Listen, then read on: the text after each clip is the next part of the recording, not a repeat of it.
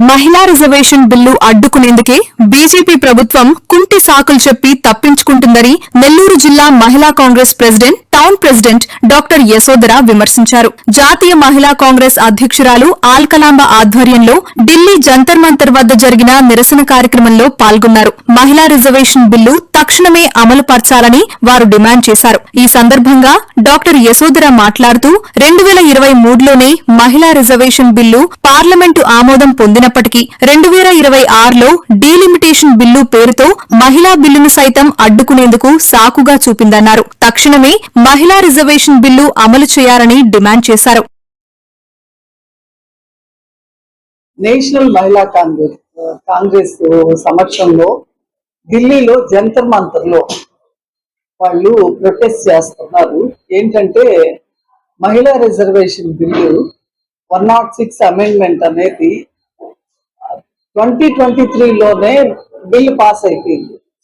So pass అయిపోయిన బిల్లును తీసుకొని వచ్చి 2026లో డీలిమిటేషన్ దాంతో కలిపేసి పెట్టి ఇది పాస్ అయి ఈ రెండు క్లబ్ చేసి మీకు మహిళా బిల్లు కావాలంటే ఇది కూడా మీరు పాస్ చేస్తేనే అది అని పెట్టి అసలు పాస్ అయిపోయిన బిల్లును మళ్ళీ తీసుకొని వచ్చి పెట్టి మీరు డీలిమిటేషన్ ఒప్పుకోకపోతే మేము మహిళా బిల్లు పాస్ చేయమన్నట్టు పెట్టేస్తున్నారు, ఆపేస్తున్నారు. అసలు దానికి దీనికి ఏం సంబంధం?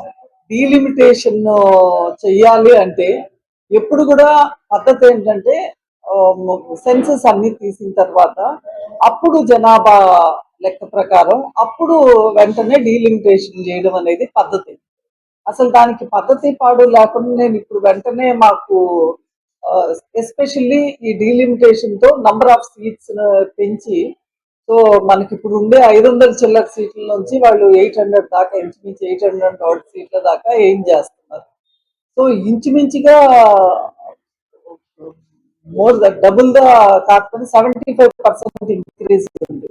సో ఈ 75% ఇంక్రీజ్ ని ఏ మీద చేస్తున్నారు. సో ఈ 75% ఇంక్రీజ్ అంతా కూడా వాళ్ళ ఉద్దేశం ఏంటంటే సదర్న్ వాళ్ళ దాంట్లో ఎక్కువ రావట్లేదు కాబట్టి వాళ్ళకి ఎక్కువ బీజేపీకి సపోర్ట్ లేదు కాబట్టి సదర్న్ దాంట్లో సీట్ల నంబర్ పెంచకుండా వాళ్ళకి సపోర్ట్ ఉంది. ఇప్పుడు ఉత్తరప్రదేశ్ కానివ్వండి అలాంటి వాటిలో చాలా ఎక్కువ పెంచేసి ఇట్లా డిస్పారిటీ చేస్తున్నారు. సో ఖచ్చితంగా సెన్సస్ ని బట్టి ఖచ్చితంగా దాన్ని బట్టి డీలిమిటేషన్ చేయకోకుండా ఇష్టం వచ్చినట్టు ఇది చేయడం అనేది ఇది ఒక ఫ్రాడ్. ఇప్పుడు అంటే వాళ్ళకి భయం వల్ల ఏంటంటే 2029కి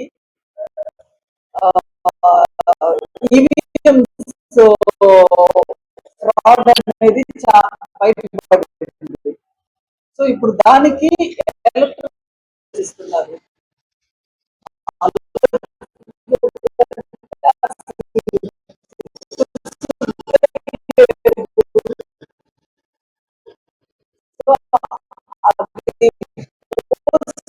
చేయడానికి అది ఇష్టం లేక మహిళా బిల్లుల్ని తీసుకొచ్చేదానికి ఇష్టం లేక వాళ్ళు ఇలా గందరగోళాలు చేస్తున్నారు. సో నేను రిక్వెస్ట్ చేసేది to all my respected colleagues Nellore citizens, దయచేసి అందరు మహిళలు కూడా సో వర్క్ ప్లేస్ లో వివక్ష ఉంటుంది, స్టూడెంట్ గా వివక్ష ఉంటుంది, అక్కడ వివక్ష ఉంటుంది, ఇక్కడ ఉంటుంది, సేఫ్టీ లేదు, ఇన్ని చెప్తున్నారు. సో ఇది అసలు ఫస్ట్ పవర్ మన చేతిలో ఉంటే మనకు కావాల్సిన ఏంటి అనేది తెచ్చుకోవడానికి ఈజీగా ఉంటుంది. అసలు పవర్ మన చేతిలోకి రానియకుండా చేస్తుండేటప్పుడు దయచేసి మీకు పెద్ద మీకు ఎవరికి ఇళ్లలో ఇబ్బంది చేసేట్టు నేను చెప్పను. ఇళ్లలో పనులు మానేసుకోమని, ఆఫీసుల్లో పనులు మానేసుకోమని కానీ ఏది చెప్పను. ఎందుకంటే యాజ్ ఏ వర్కింగ్ లేడీ నాకు తెలుసు మన లైవ్లీహుడ్ మనం పని చేస్తేనే మన లైవ్లీహుడ్ నడుస్తుంది. కాబట్టి మనము మన లైవ్లీహుడ్ మానేసి ఏ పని చేయమను. సింపుల్ గా ఒక నంబర్ ఇస్తున్నాము మేము. నంబర్ అనేది దాంట్లో చెప్తారు. సో ఆ నంబర్ కి మీరు ఒక మిస్డ్ కాల్ ఇచ్చినా చాలు మీ మద్దతు తెలియజేసేదానికి. దయచేసి ప్రతి ఒక్కళ్ళు ఈ ఒక్క చిన్న పని చేయండి, ఎందుకంటే ఇది మన కోసం. సో ఇది పార్టీల వైజ్ కాదు, ఎవరైనా సరే ప్రతి మహిళ చేయాల్సిందిగా రిక్వెస్ట్ చేస్తాను.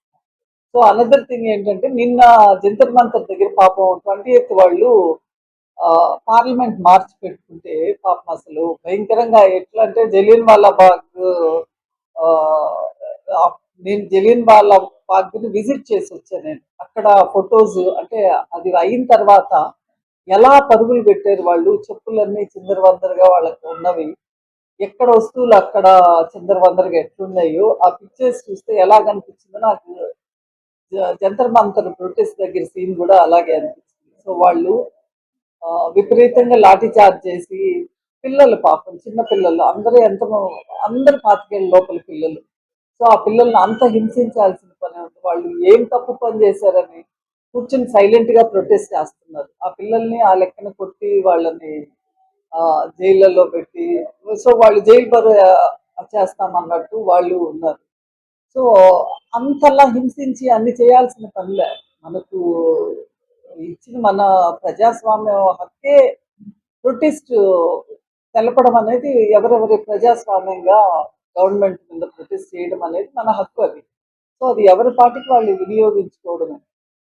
ఈ సోనం వాంగ్చుక్ గారి ఫాదర్ కూడా ఒకసారి ఆయన ప్రొటెస్ట్ చేస్తే ఇందిరాగాంధీ గారు పర్సనల్ గా వెళ్ళి సోనం వాంగ్చుక్ గారి దీక్షను విరమింపజేశారు. అంత పాపం చేస్తున్నారు అని. సో ప్రతి ఒక్కళ్ళు చేసేదాన్ని వాళ్ళు విరమింపజేయగలరా చేయలేరా అదన్నీ సెకండరీ. సోనం వాంగ్చుక్ గారు చాలా ఎడ్యుకేషనల్, చాలా మంచి పేరున్న వ్యక్తి. ఆయనకి గవర్నమెంట్ దిగి వచ్చి సరే వాళ్ళకి ఈగో ప్రాబ్లం ఉందనుకున్నా ఒక గౌరవప్రదంగా ఆయన్ని తీసుకొని పోయి ఇప్పుడు ఆయన ప్రొటెస్ట్ ఇవ్వనే లేదు. సో ఆయన గురించి వరీ లేదు. ఇప్పుడు ఆయన ప్రొటెస్ట్ వదలలేదు.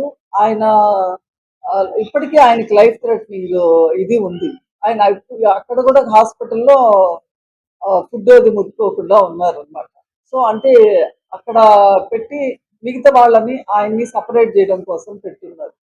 సో ఇంత హరాస్మెంట్, ఇంత ఇవి చేయడం అనేది మంచిది కాదు. సో గవర్నమెంట్ కూడా నా విన్నపం ఏంటంటే దయచేసి స్టూడెంట్స్ కష్టాలు వినండి. స్టూడెంట్స్ వాళ్ళే రేపు మన ఫ్యూచర్. సో మన ఫ్యూచర్ ని మనం రక్షించుకుందాం. Thank you so much. ఇది పెట్టాము. సో నెమ్మదిగా మేము ప్లాన్ చేసేది మహిళా రిజర్వేషన్ కింద మేము ఆ ప్లాన్ ని కొంచెం గట్టిగా చేద్దామా అని ఉంది. సో ఇప్పుడు రిలే హంగర్ స్ట్రైక్ అలాంటివన్నీ చేయాలన్నా కూడా మేము పోలీస్ ఇది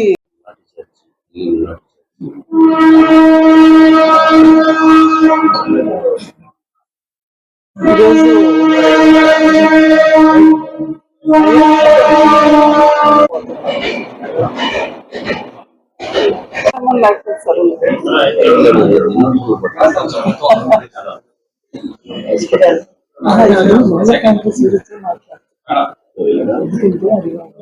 మాట్లాడుతున్నాం.